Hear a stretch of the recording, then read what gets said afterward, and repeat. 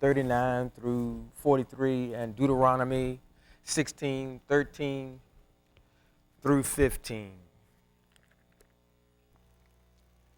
And this is obviously dealing with, I thank Carrie for, by way of introducing the fact that Sukkot starts at sundown today.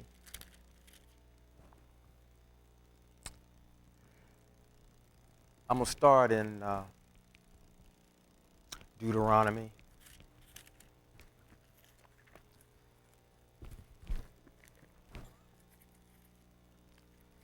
And by the way, thank you for coming.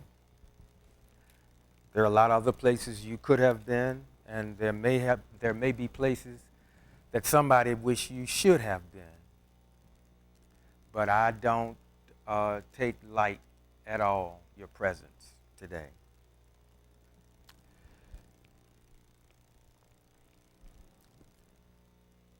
Deuteronomy 16, verses 13. Thou shalt observe the Feast of Tabernacles 7 days. After that, thou hast gathered in thy corn and thy wine. And thou shalt rejoice in thy feast, thou and thy son and thy daughter and thy manservant and thy maidservant and the Levite, the stranger and the fatherless and the widow that are within thy gates. 7 days shalt thou keep a solemn feast unto the Lord thy God in the place which the Lord shall choose. Because the Lord thy God shall bless thee in all thine increase, and in all the works of thine hand. Therefore thou shalt surely rejoice. 3 times a year shall all thy males appear before the Lord thy God, in the place which he shall choose. In the feast of unleavened bread, and in the feast of weeks, and in the feast of tabernacles. And they shall not appear before the Lord empty. And then 17 closes it out. Every man shall give as he is able, according to the blessing and of the Lord thy God, which he hath given thee. The next will be in Leviticus, but before we get to that, actually, some of us call it booths. The Hebrew word is Sukkot. Some say tabernacle. But the significance of it is that while they were in the wilderness, they lived in booths. You might call them shacks. You might call them, and I don't mean shack in a derogatory way, but something crudely put together to keep the elements off of you. But it was also that while they were being examined, they built booths and they dwelled in them. And this is an interesting feast because it starts out, it's pretty solemn because you're just coming out of Yom Kippur, Day of Atonement. And we repented about some things. We made some vows, possibly, although we know making a vow is a very, very, very serious thing. But we became resolute about some things in our lives, and we're looking forward to the days ahead to live out these resolutions.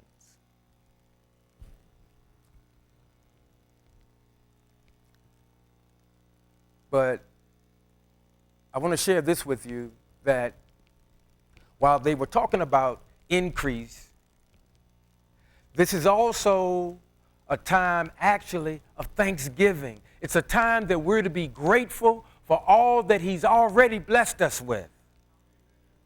And a lot of times with things being the way that they are, and I once again I thank Deacon Greg Green for sharing what he shared with us, because and again, not to try to piggyback, but I have shared some things, and again, this I'm in no way trying to connect myself with the gentleman that was prophesying and speaking to us. And, I know a lot of times no one likes to hear bad news. And sometimes it can be a downer. However, in our culture, we need to be informed before it happens, not as it's happening, and certainly not after. See, because when you are unaware, it's more devastating when it hits. But if you're forewarned, or it's foretold, you can at least, if nothing else, you can prepare your heart. You know immediately how to pray when you hear, depending on what it is that's been conveyed to you. That's your opportunity to go into prayer mode. And you don't have to wait till you get home. You can start once you turn that key.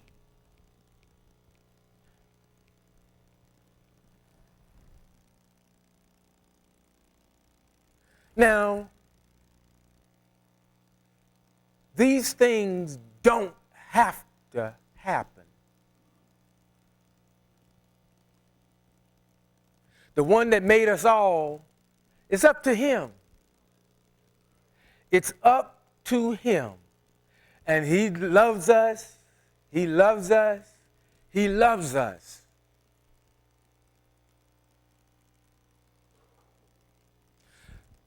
So when you get information like that, please don't despair.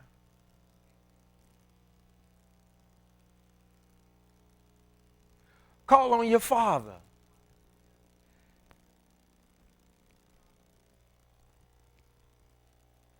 You see, sometimes he likes to hear us call on him.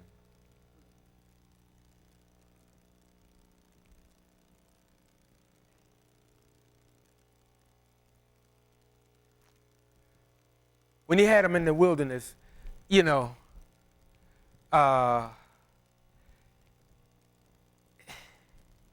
appears, because I want to be careful how I say this, it appears that sometimes in their lives, and guess what, in our lives, it's him that's turning up the heat.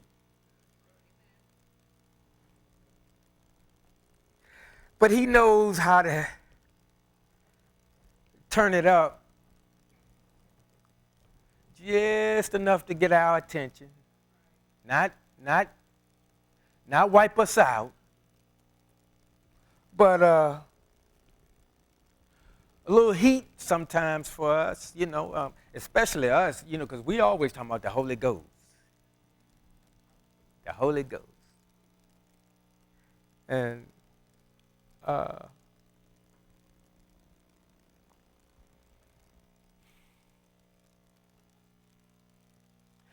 even when the heat comes, and it's hard, don't despair.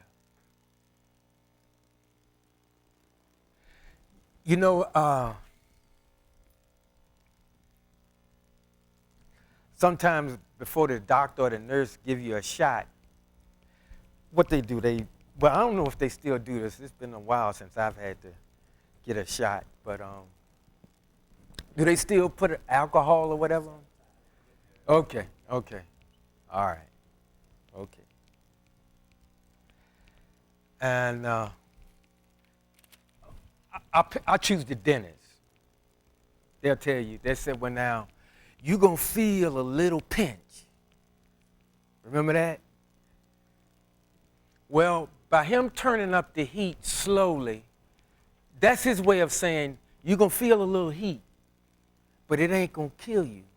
It's going to refine you. See, the heat that he turns up in our lives is to refine us, not destroy us. And sometimes the challenges seem to grow, but it's not to destroy us, it's to strengthen us. And none of us enjoy, Terrell here, when you go to the gym and you work out, man, when you first getting ready to get started, you might be a little sore from a day or so ago. Now, he might probably work out every day. But, you know, it's like when you're getting ready to get into it, you'd be like, man, do I really want to? But most people that keep a schedule, by the time you probably maybe halfway through, because I think most of them, they have a set regimen. They know what they're working on, and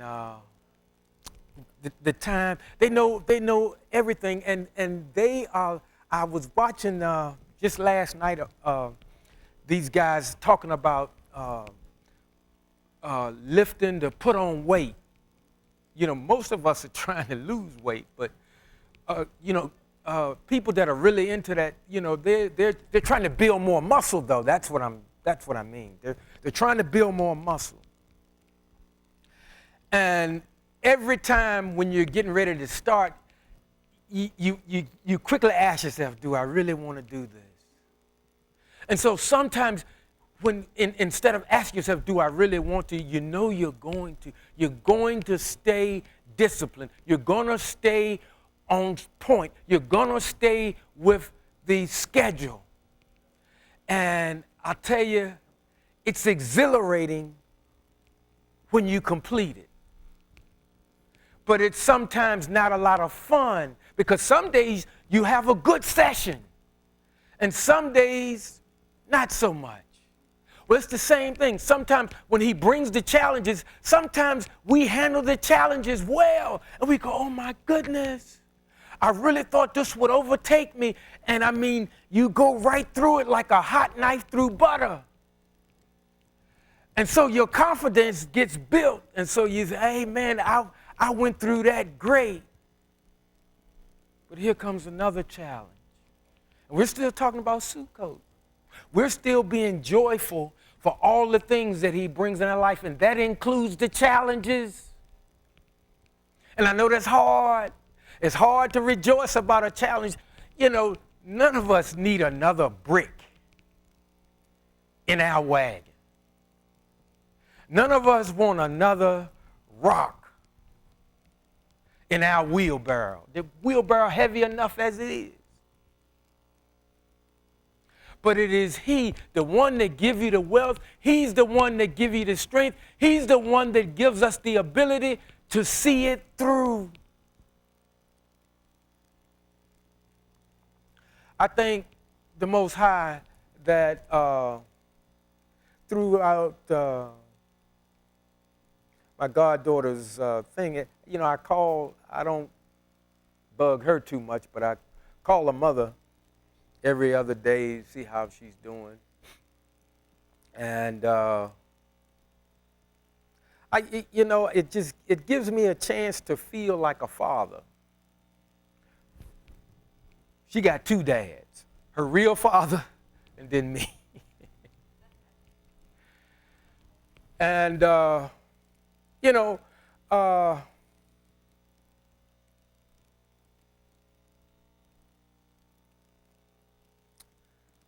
Saints, we're grateful for our children.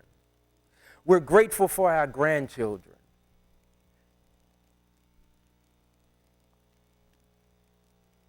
I have 7 godchildren, and they're all grown.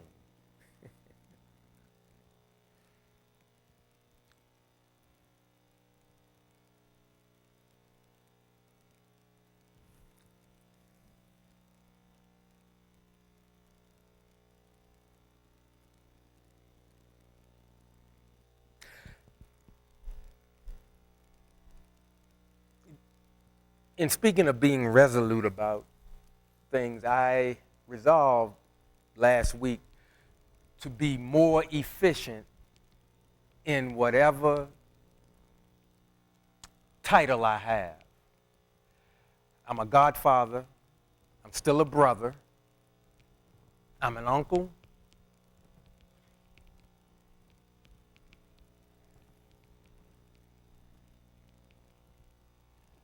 Trying to be a better pastor.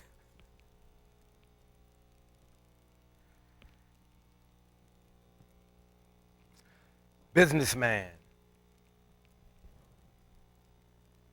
Cousin. Friend.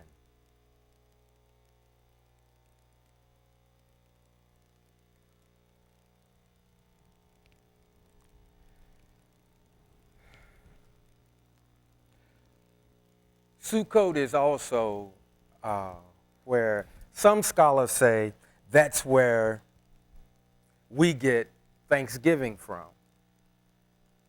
Because in the booth, they would bring in and, they would live there, eat, sleep.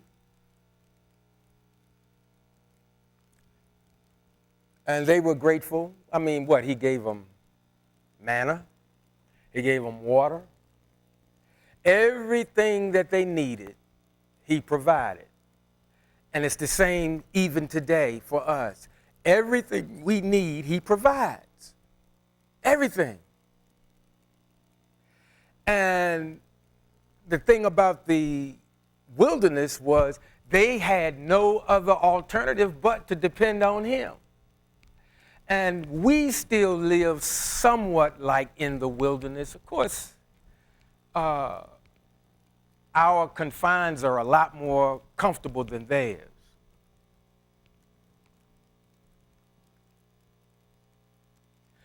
But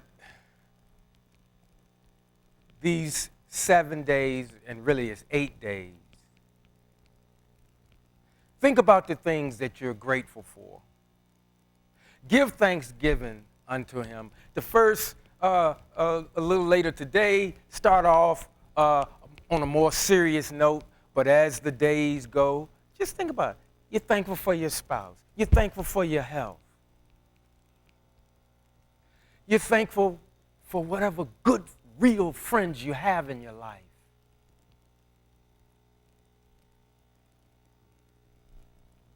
We're grateful that we can still smell, that our senses still work well. We're thankful for whatever possessions we have, of course. We're thankful for the family members we still have, our siblings, cousins. We're thankful that we still have a place to worship.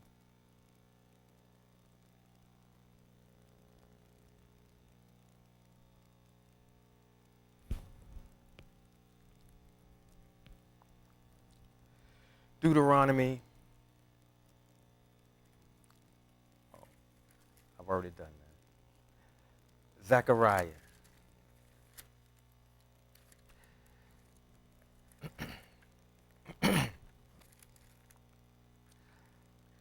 I read a whole lot of pages, and I picked up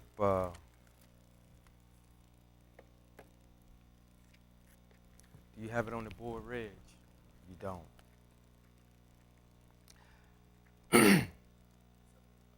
Okay. Thank you.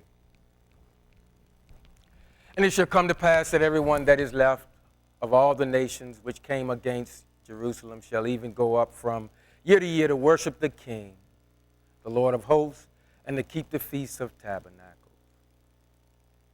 And it shall be that whoso will not come up of all the families of the earth, of all the families of the earth, of all the families of the earth unto Jerusalem to worship the King, the Lord of hosts, even upon them shall be no rain.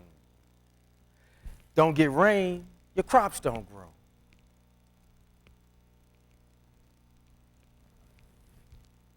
And if the family of Egypt go not, and so it didn't exclude Egypt, whole lot of brown folk. And if the family of Egypt go not up and come not, they that have no rain, there shall be the plague, wherewith the Lord will smite the heathen that come not up to keep the Feast of Tabernacles. This shall be the punishment of Egypt and the punishment of all nations that come not up to keep the Feast of Tabernacles. Keeping it in your heart, remembering, commiserating what it's all about. Taking the time to realize he has brought us a long way. Also realizing we still have a long way to go.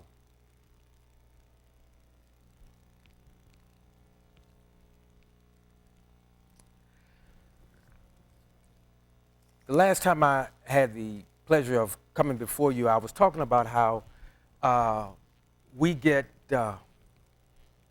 we go through a mental thing around this time of year because tomorrow, on our calendar, it's October. And after we through with October comes November and then December. And October, November, December, that's the last quarter. That's fourth quarter, folks. And basketball, that's money time. And I'm going to bring it up, but I ain't picking. I hope you've made some entries in your journal. I'm going to keep looking at the page. I'm not going to look at anybody.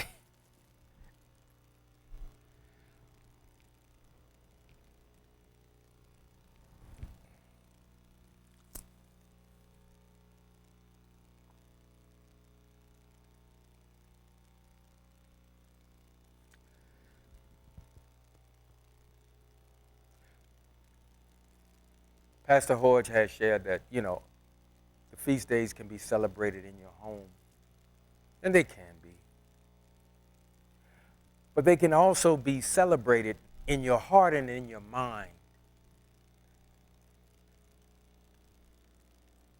Because each one of them, yes, it points us to the Most High, but it also gets us in the frame of mind of what time of year it is. See, we and I'm not saying that that's a bad thing when I said, when it comes around to October, November, December.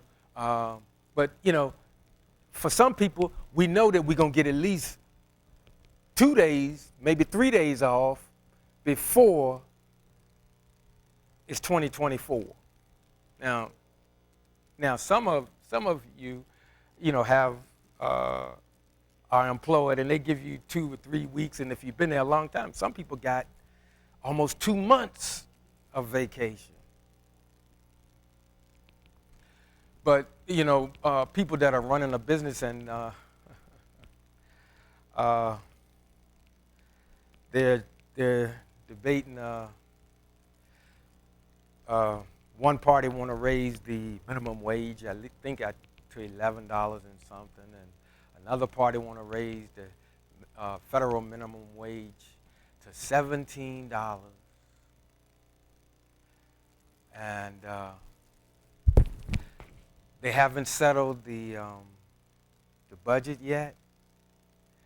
So federal people, if they don't do something, by tomorrow, I think, be a shutdown. Now, again, I'm not trying to make this political now. Now, Congress and the House of Representatives and all the politicians, they're going to get a check. But our armed services and the federal workers, they're going to have to call their mortgage company, and I'm just see. I was smiling when Greg put that thing up because I'm like, man, some of this stuff, we already knew some of it, and I felt good about the fact that it wasn't all news to us. Some of us, we'd heard that before.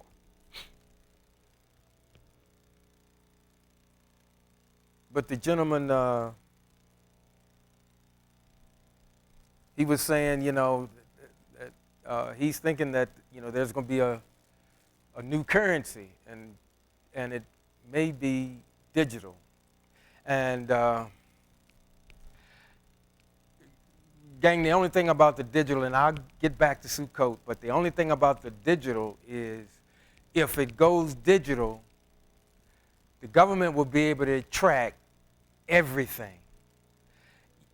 I can't get the little boy across the street to cut my yard and pay him without it being recorded. You can't. Well, you can slip a brother or sister a few bucks so they can get something to eat now, and nobody's the wiser. But if this new currency does take hold, they will track everything. And they're tracking everything for us to pay taxes on everything. I was watching a show last night.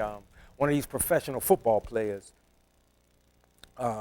he wasn't doing it to show off, or the young kids call it flexing.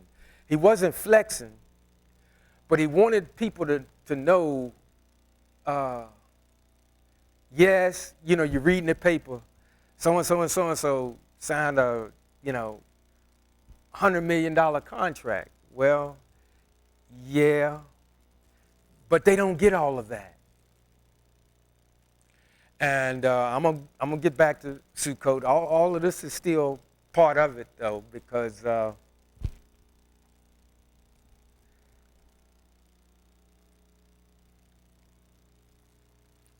guy's game check for one game was about $400,000. But by the time everything was taken, I think the actual wording on the check was like $198,000.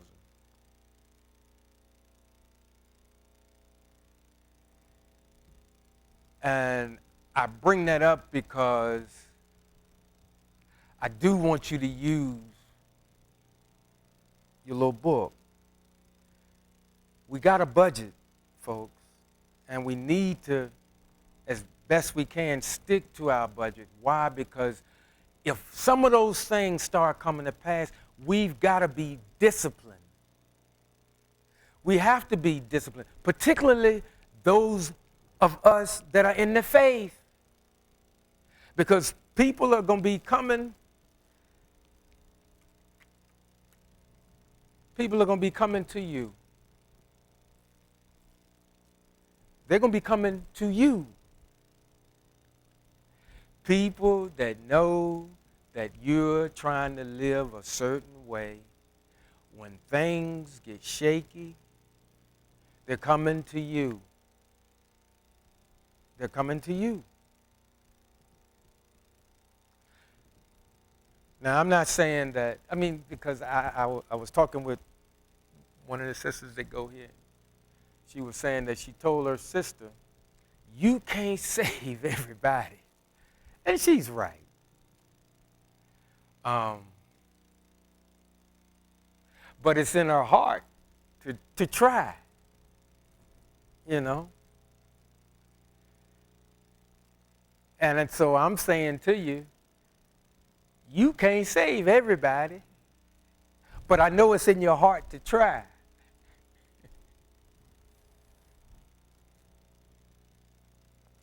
Why is it in your heart to try? Because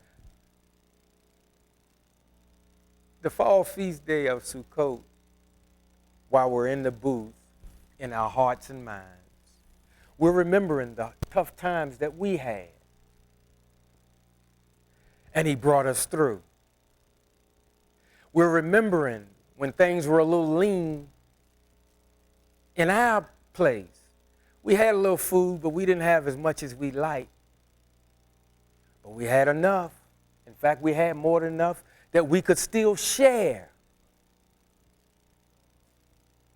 You know, even those that are considered living in poverty. Have you all seen the number of immigrants that are doing some dangerous things just to get here? See, we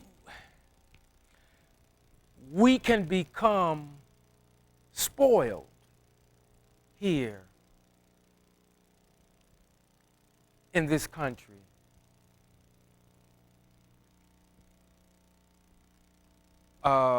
And again, I'm not trying to be political, but laws are on the books now to where they're making it easier for those coming in to immediately go to work. And I'm not sharing that with you to be against anybody. I'm just sharing that in this feast day of Sukkot, a lot is still happening. A lot is still happening. What Prophet Jordan was speaking about, that's just some of it. But again, don't despair. Don't despair. When you go home, blow the dust off that little book. And again, what you write in it, that's between you and the one that made you. It's none of my business. But I'm by way of the rejoicing in Sukkot, I'm saying in your time of rejoicing, get your stuff out, start making some notes, start getting prepared so that you can help somebody because they're coming to you. They're coming to you. And it's always good when you can give out of your abundance and not out of your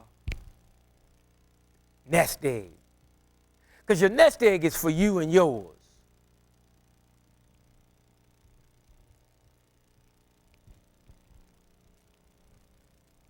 People are coming.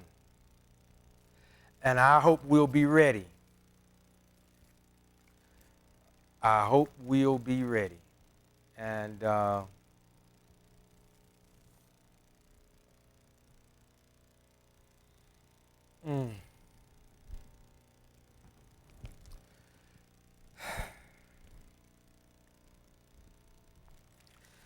Leviticus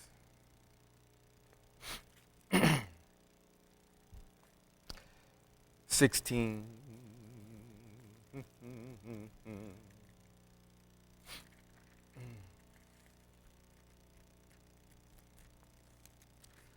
I'm using a different Bible. And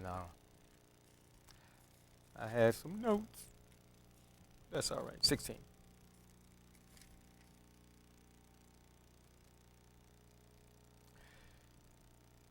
(16:13 through 15). No. 23.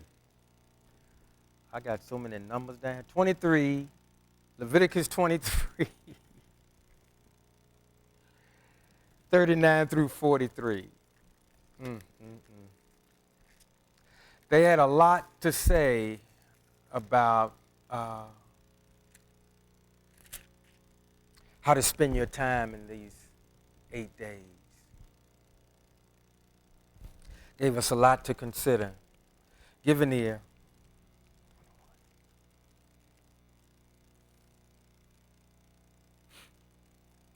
39. And in the 15th day of the 7th month, when ye have gathered in the fruit of the land, ye shall keep a feast unto the Lord 7 days. On the first day shall be a Sabbath, and on the 8th day shall be a Sabbath.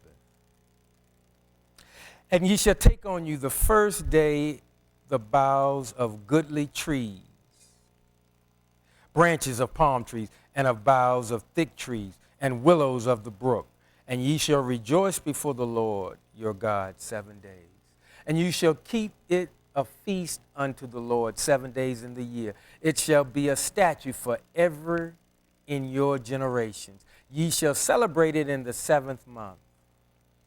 Ye shall dwell in booths 7 days, all that are Israelites born shall dwell in booths, that your generations may know that I made the children of Israel to dwell in booths when I brought them out of the land of Egypt. I am the Lord your God. So what are we saying when we do this? What we're saying is, Father, you have provided for me, and you have blessed me mightily, and you have kept my strength on a solid foundation.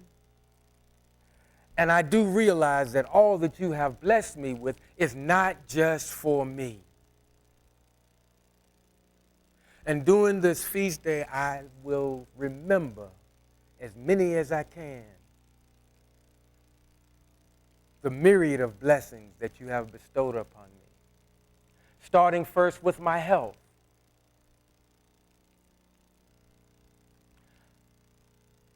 Next, siblings. Next, friends. Next, if it applies, employment.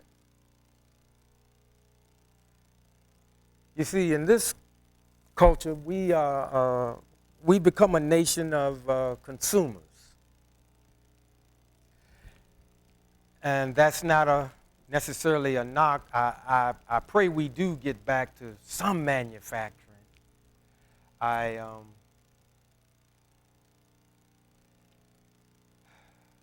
Farming out everything to other countries eventually will come back to haunt you.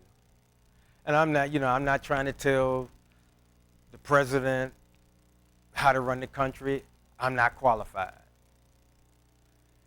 But we do need to, as a nation of people, we do need to start making stuff, because that'll give people jobs. But we've become a nation of consumers, and everything, including, unfortunately, the church, everything is set up for you to have to spend money. And I'm not talking about tithes and offerings. We have schools. We have concerts. We have lectures.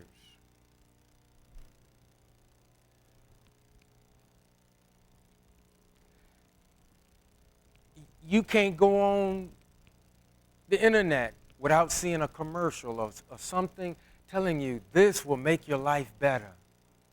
You know, you got to have this, you got to have that. You know,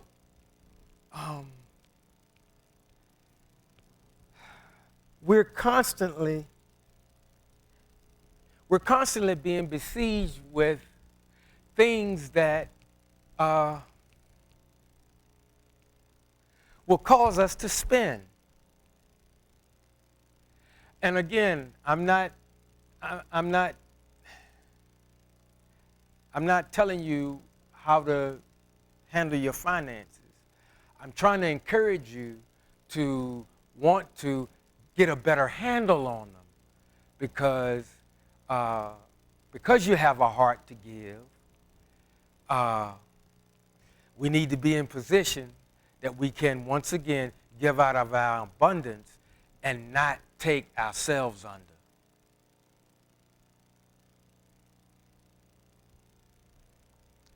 And again, don't despair by what you've heard may come, because it may not. But if it comes, he's still God. Yah is still running things. You're still a child of the Most High. He knows where we are. He still knows how many hairs are on our head, although for some of us, myself, they're falling out quickly.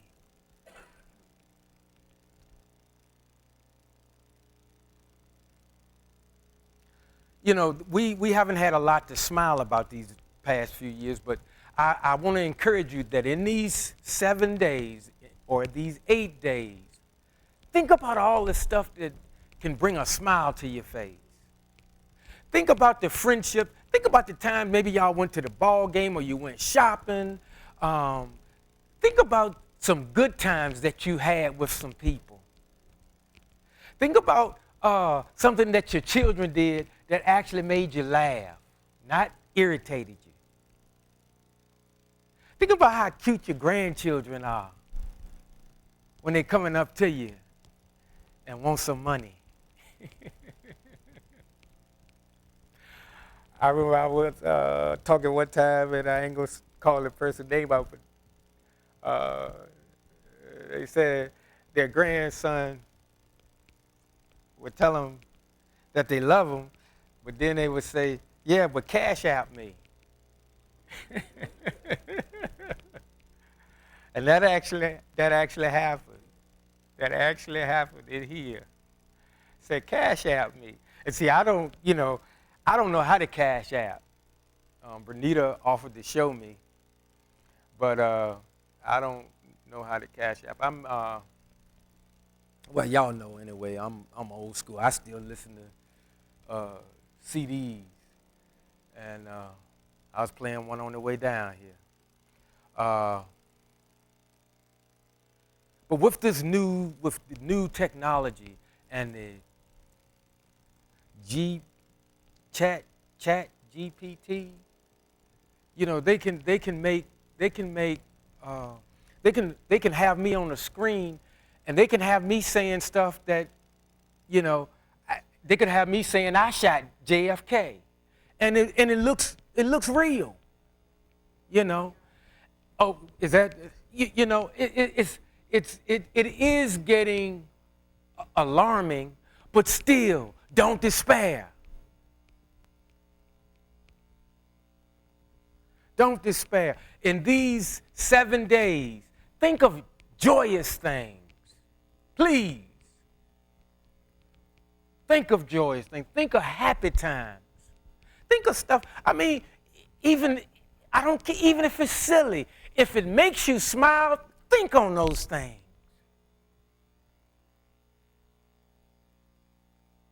And take a break. Do what you got to do, but take a break. Get you some me time. Get you some me and he time these days coming up. Do something nice for yourself. And do something nice for somebody else too, but take care of you.